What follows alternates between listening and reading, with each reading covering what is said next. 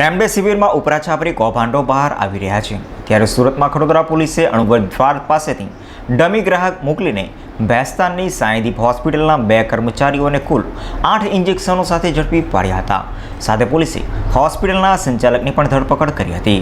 કોઈ જગ્યાએ ઇન્જેક્શનના કાળાબજાર થાય છે તો અમુક તત્વોએ તો કુદરતનો ખોફ રાખ્યા વિના નકલી ઇન્જેક્શનો જ બનાવવાનું શરૂ કરી નાખ્યું છે। આ દરમિયાન ખડોદરા પોલીસે પણ એક ઓપરેશન પાર પાડી દીધું હતું।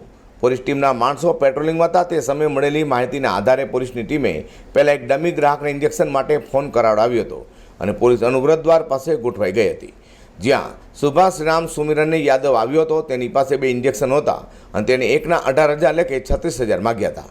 પોલીસે તેને પકડી લીધો હતો। હકીકતમાં સુભાષ યાદવ ભેસ્તાનની સાંઈદીપ હોસ્પિટલમાં નોકરી કરે છે અને તેણે બીજા કર્મચારી વિશાલ રાજુભાઈ ઉગલે પાસે વધારે માત્રામાં રેમડેસિવિર ઇન્જેક્શન છે તેમ કહ્યું હતું।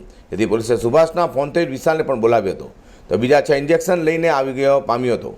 પોલીસે તેને પણ ઝડપી લીધો છે અને 35,000ની કિંમતના કુલ 8 રેમડેસિવિર ઇન્જેક્શનો કબજે લીધા હતા।